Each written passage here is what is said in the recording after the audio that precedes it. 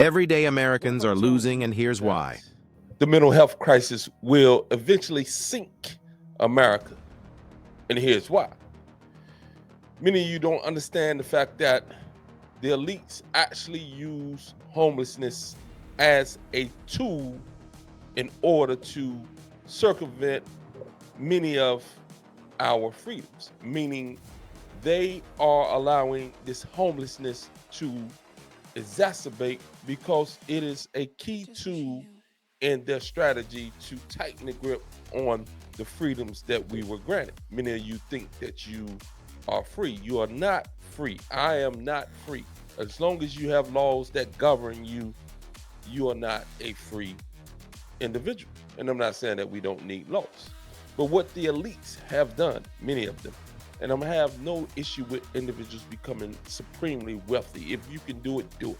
My issue is the use of that wealth to influence politicians, to skew things in the favor of them becoming more powerful, and how they view the other 99% of us and how they control our government. These are the issues I have with those who have become wealthy, and they use that wealth to dominate and to constrain others from being able to flourish fully. And they care little about America. They would want an America that is basically a slave society when it comes to wages. They don't want to pay you what you're worth. And this is why they have these visa programs. This is why they have these jobs, and they bring over people who are highly educated in India that do jobs that highly educated Americans can do, but for a cheaper price. And this is one of the reasons America is collapsing. And this is why we must tackle two key issues. We must tackle mental health and we must tackle homelessness. And they go hand in hand in many cases.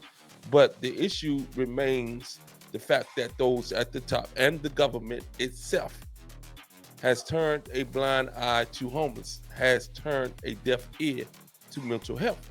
And this is why you see an explosion of these random acts of violence. One of the reasons.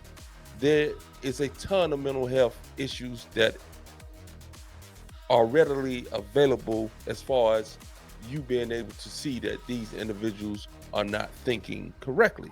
And I'm not talking about the super extreme mental health issues, the schizophrenias, the psychopath, the sociopath. I'm talking about individuals who cannot control their mental and emotional impulses, who cannot control their mood, who cannot control those types of things that makes an individual be able to be calm and patient.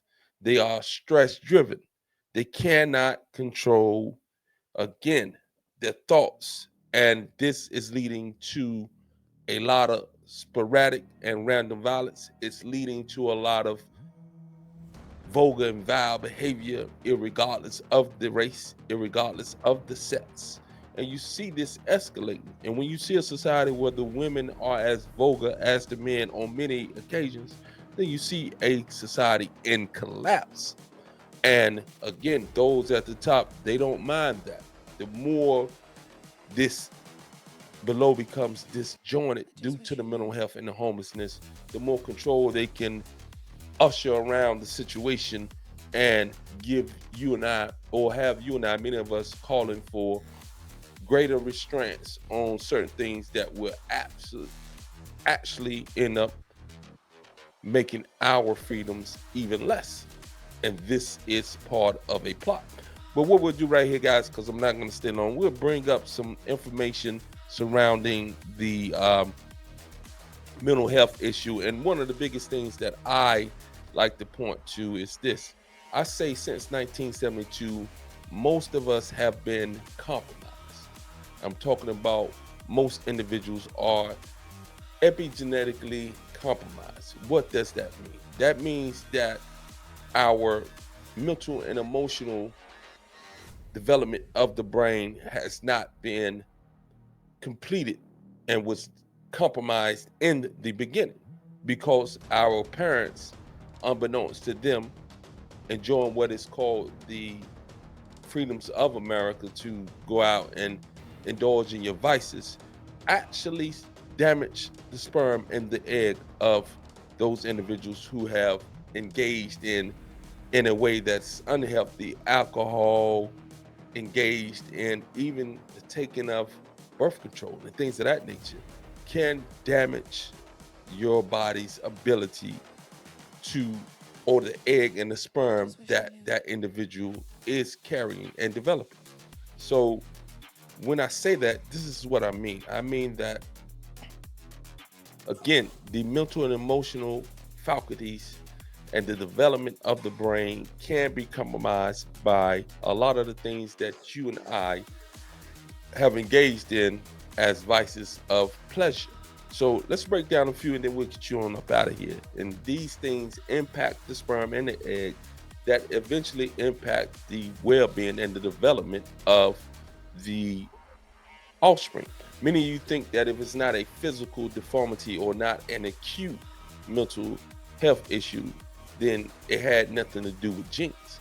Yeah, it has everything to do with the genetic makeup of the offspring. If that sperm and that egg are contaminated, you may not see any outward signs of the disability. You may not see any of the telltale signs of the mental illnesses, but there are subtle neuroses that emerge from damaged sperm and egg. And this is what you're seeing at mass. That it's a lot of individuals out here who are neurotic, and that neuroticism started before they even came onto this earth, and it has been exacerbated by the lifestyle that they have now chosen to engage in and the culture that they have embraced. And this is becoming widespread across America, not just black, not just the hood in NYs, not just these individuals who are just bold. It's across the board. It's black, it's white, it's Hispanic. For the most part, anybody in that realm is dealing with or engaging in these type of behaviors. They have been definitely compromised, and they have fed into a lifestyle that only exacerbates that thing that has compromised them at the mental and emotional level. Now let's jump in real quick, then we'll get on up out of here. So we're dealing with alcohol. So I'm gonna read out to what it's saying is about alcohol, about sperm. It reduces sperm count, motility, morphology, I believe I pronounced it not right, may cause DNA damage via oxidative stress.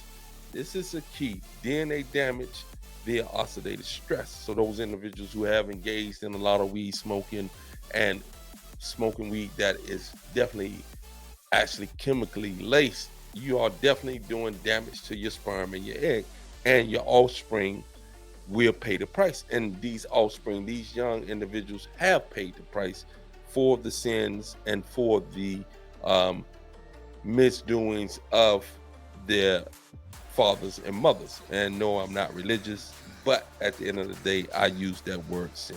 All right, just loosely.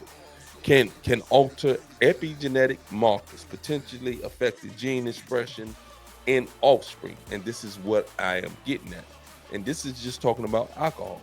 When it comes to the egg, the chronic alcohol use may disrupt oocyte maturation and ovulation, increasing risk of chromosomal abnormalities. Again, we're dealing with some real things. With the chromosomes being compromised, you're gonna have issues. All right. Now, prenatal exposure via maternal drinking linked to fetal alcohol spectrum disorders, FASD. All right. Now let's move on down a little bit further. We're dealing with the offspring's impact of these two things. So on the offspring, from the sperm and the egg being compromised, the offspring increased risk of neurological deficits, including impaired impulse control, what I was telling you about, and mood regulation. And we seeing a ton of this. I'm telling you, I definitely believe that the foundation of many of these individuals who can't control themselves come from a damaged sperm and egg, and it just doesn't happen to be alcohol. It can be medications. It can be a ton of things. Anything synthetic you put into this human organism will make you pay a price for it down the road. Now let's get back into it. FASD, I talked about that. Fetal alcohol syndrome spectrum disorder associated with cognitive delay, ADHD-like symptoms, and emotional instability. And then it says the brain development. It says issues including reduced gray matter volume and poor executive function. I'm telling you, this stuff ain't just happening just because of culture. Culture is impacting it even more, but they had the foundational piece that this culture could already exacerbate bad behavior because the foundation was compromised in the beginning. So now let's move on down. We're dealing with medications. It said the sperm and the egg. We're only going to do these two, and there are much more. Birth control. Some of you guys really need to look into that, like especially with the younger ones, with your children and so forth, so that you know. And poor nutrition plays a major role as well. So we're only gonna get to, and I do a part 2 to this as well. We're only gonna get to the medications because I want to keep it kind of short. All right, we already passed my time frame. So medications, sperm, certain drugs, and antidepressants, antipsychotics, chemotherapy may reduce sperm quality, motility, and DNA integrity. Epigenetic changes possible due if evidence is limited. They say evidence is limited. I know they want to protect some of that stuff, but again, anything that is synthetic is going to have a role, and it's going to have an impact on your body in a adverse way on down the line. Your body wasn't made to put in these synthetic things as they do. I'm not telling you not to take your medications. I'm just saying that this definitely impacts your sperm and your egg. Medications on the egg, it says like chemotherapy, convulsants can damage oocytes or disrupt ovarian function. Some drugs may affect egg DNA through data is sparse. We talked about the data being sparse. Offspring impact, and we'll wrap it up right here. It says potential for neurological issues, ADHD, autism spectrum traits if medication alter gamete DNA. Again, medications can have damage to this DNA. So again, you're looking at these escalating incidents of autism, ADHD, and all these type of things. It's not just happening. It's not just happening. It's a reason for that.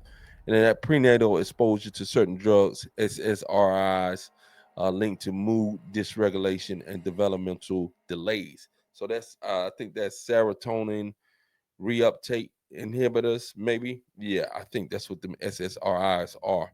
I may be wrong, so correct me if you find out that I'm wrong. Impulse control, brain development effects vary by drug. Evidence is often inconclusive. All right. Again, I don't need to see a actual complete study. I understand the human body. I understand in this sense. I understand nature. Again, I'm not a biologist. I'm not a doctor. I'm none of that. But I do understand the basics of nature. And nature is a natural driven phenomenon. Anytime you introduce synthetic things into a naturally driven phenomenon, you're going to have some downstream negative effects, even though it may be beneficial at the time.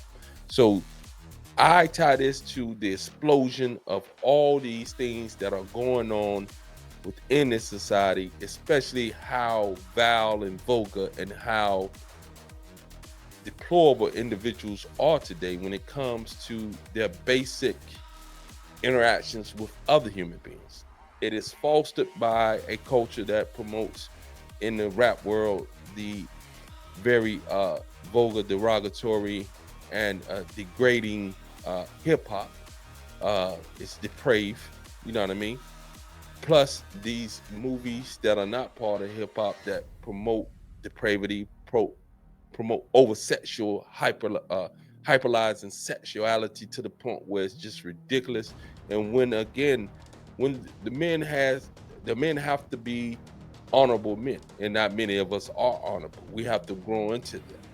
The women, if they are not honorable themselves, the effect that has on the nation is 10 times as worse as these vile men. And this is not saying that the man can be vile. They're just as vile. But the woman who carries the seed, who develops the seed, who nurtures the seed, if she is corrupt, then it's almost without a doubt that the seed is going to be compromised beyond just what I was talking about with the sperm and egg. I'm talking about just the actual development and the values given to that child growing up, or the values seen by that child seeing the woman who has debased herself. A nation can rise no higher than the quality and high standard of their women. And we have too many in this nation where the women have actually tried to outman the lowest level of men, and do it with a smile, and do it in confidence, and do it with as if they are cheerful about it. They celebrate it, and this is ridiculous. Again, both men and women have to be held to high standards, but at the end of the day, if the woman has stooped to as low as the man is, then the nation is crumbling and will crumble. And again, this homelessness, this mental health, all this is tied together. The elites, they prosper from that, and they have no problem with replacing you with. This is why the border issue was such a big issue, because they literally want to replace you. And Black people specifically, you're at the bottom of the totem pole collectively on every dynamic.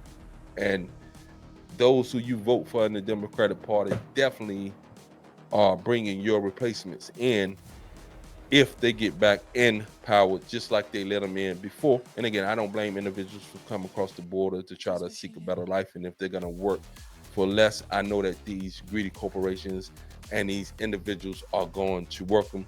They're going to replace you because you become complacent, but you also have become an individual that think that they have privilege when it comes to somebody owes you something. The word is eluding me right now, but at the end of the day, you're going around and acting as if you're entitled to have certain things, and that's going to come to an end very, very soon if you don't wake up and understand what's going on. Sending you peace and always love. Peace.